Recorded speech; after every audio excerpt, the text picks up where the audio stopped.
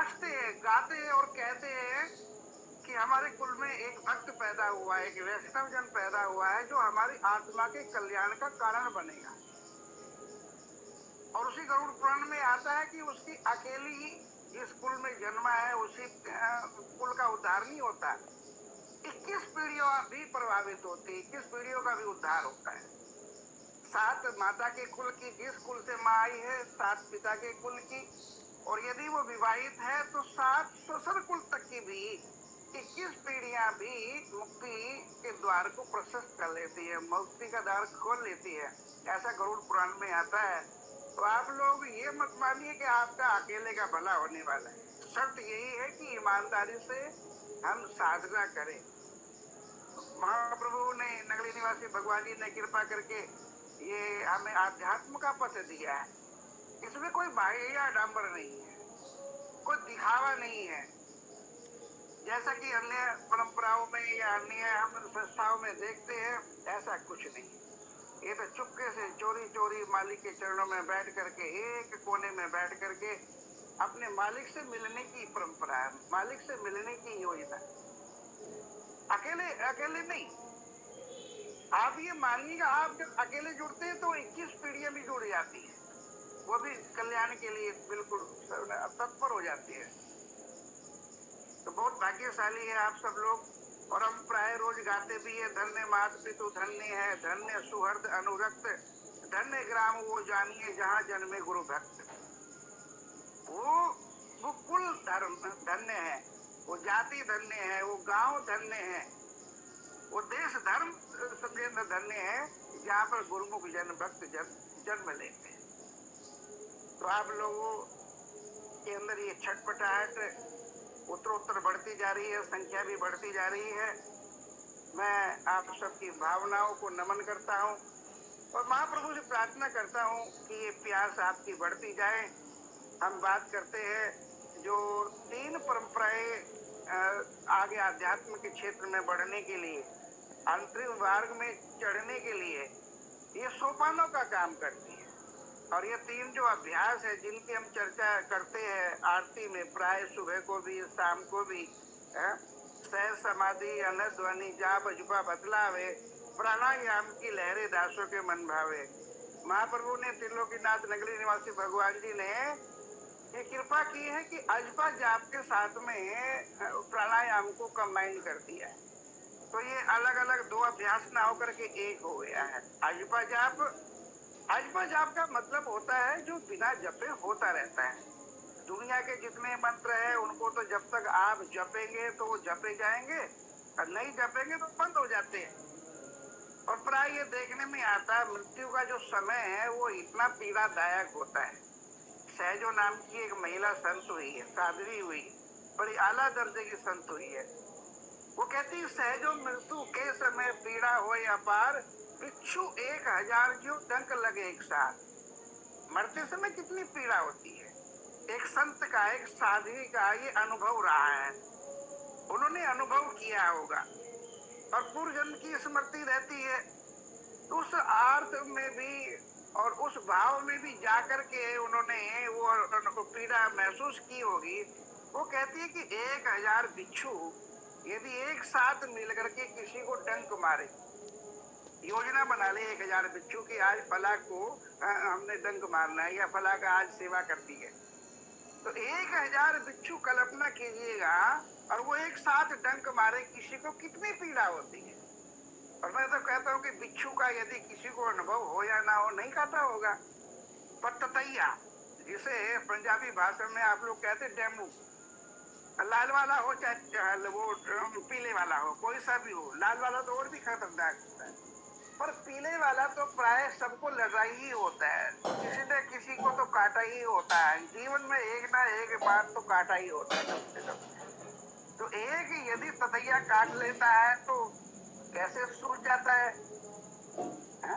लोग पूछते हैं भाई ये क्या हुआ कि वो ततैया लड़ गया, तो कितनी पीड़ा होती है। ततैये का तो अनुभव सबको है, पर कल्पना करो यदि 1000 ततैये यूनियन बना, ये आज फला की सेवा करनी है, तो क्या हमारी दुर्दशा होगी, कितनी पीड़ा होगी, कल्पना कर सकते। पर सहजो बाई जी तो कहती 1000 बिच्छू ज्यों डंक लगे तो के समय पीड़ा हुए अपार, एक सार कितनी पीड़ा एक बार के मृत्यु में होती है। और ये जो हमको मानुष तन मिला है ना, जरा कल्पना करो, कल्पना करने में क्या जाता है। 84 लाख बार इतनी पीड़ा हम भुगत करके आए हैं, तब ये मौका मिला है, ये मानव देह मिली है। बड़े भाग मानुष तन पावा, सुरदुर्लभ सदग्रंथन गावा, ही हुई थोड़ी गोस्वामी तुलसीदास जी ने लिख दिया है। गहन अनुसंधान होगा, गहन शोध होगी, गहन अनुशीलन होगा। 84 लाख योनियों में गोस्पेल में सेंट जॉन पॉल कहते हैं कि man is the crown of creation, top of the creation. नर्तन सम नहीं कौनी देही, जीव चराचर याचत जेही। सारे जीव इसकी याचना करते हैं क्योंकि ये तन हमको एक बार मिल जाए, क्योंकि ऐसा शरीर कोई साधन था मोक्ष का द्वारा। पाए ने यही परलोक सवारा, सो परत्र दुख पावही, सुर धुन धुन पछताई, काल ही कर्म ही ईश्वर ही मिथ्या दोष लगा। 84 लाख गिनती में भी टाइम लगता है। इतना जन्म हम 84 लाख योनियों का भ्रमण करके हमको मनुष्य तन मिला है, और वो भी ऐसे परिवेश में या अनुकूल है, जलवायु है, गर्मी है, बरसात है, सर्दी है। भारत में ऐसे बहुत सारे क्षेत्र है, गर्मी है तो गर्मी है, बरसात है तो बरसात है। चेरापूंजी जैसे इलाके में चले जाओ, उधर बरसातें रोज होती। बहुत सारा भारत में ऐसा भूभाग है कि माइनस से नीचे रहता टेम्परेचर, वहां जन्म नहीं दिया। ऐसे अनुकूल क्षेत्रों में आप लोगों को, हम लोगों को जन्म दिया है। सारी सुविधाएं, जरा हम अपना अहोभाव तो मानो, हम हमेशा परमात्मा को उलाना ही देते रहते, ये नहीं दिया, ये नहीं दिया, ये नहीं दिया। अरे आप देखो क्या नहीं दिया। सबसे बड़ी दात तो मानवता ने दे दिया, और ये कितना कीमती है। अब आप मेडिकल कभी हॉस्पिटल में जाइएगा तो वहां पर किसी का यदि किडनी खराब हो जाए, एक गुर्दा खराब हो जाए, तो डोनर नहीं मिलता, और मिल भी जाए तो ट्रांसप्लांट में आज की तारीख में कम से कम 40 लाख रुपया खर्च होता है। और ये भी जरूर नहीं कि वो गुर्दा का काम ही कर जाए। भगवान जी ने तो इतने कीमती अंग तुम्हें दे रखे कि यदि दोनों गुर्दों की कीमत लगाए तो मोटा तो 70 लाख का मान के चलिएगा। इतना कीमती के सामान हमारा सब जना रेटिना है, वोकल कार्ड से, ईयर ड्रम से, लीवर है, बहुत कीमती अवयव। इतना कीमती शरीर परमात्मा ने दे दिया। और क्या दे परमात्मा, भारत जैसे देश में नंगली दरबार जैसा हमको दरबार भी दे दिया। ऐसे सदगुरु हमको मिल गए, पूर्ण सदगुरु, फिर क्या कमी रही। और इतना सब कुछ होने के बाद भी हम इस तन को सार्थक ना करें।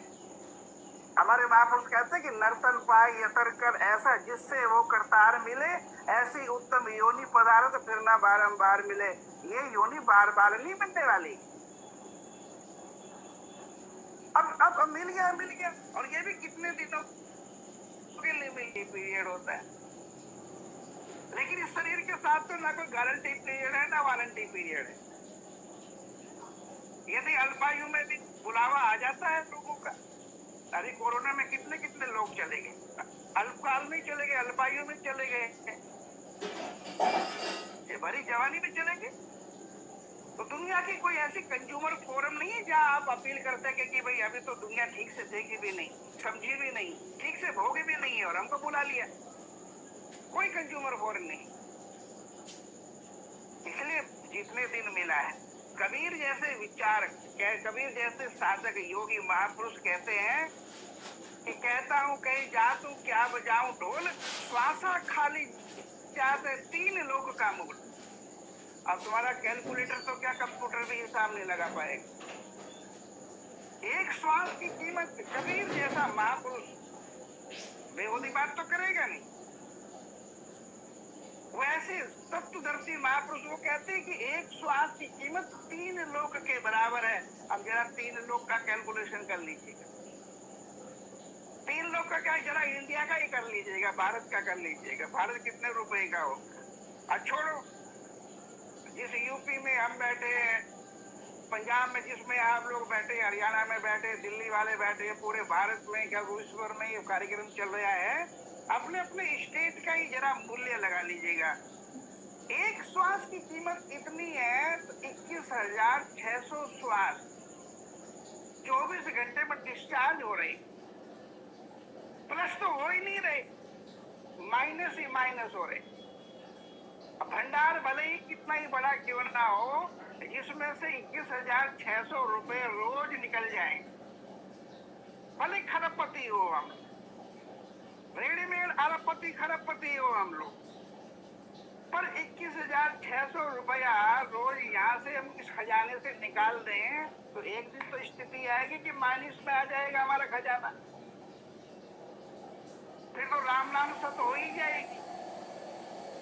तो उससे पहले हम वो काम कर ले जिसके लिए ये तन दिया है। महापुरुष कहते हैं कि नर्तन पाए यतन कर ऐसा जिससे वो करतार मिले, ऐसे उत्तम योनि पदार्थ फिरना बारंबार मिले, ये बार बार नहीं मिले, संयोग से।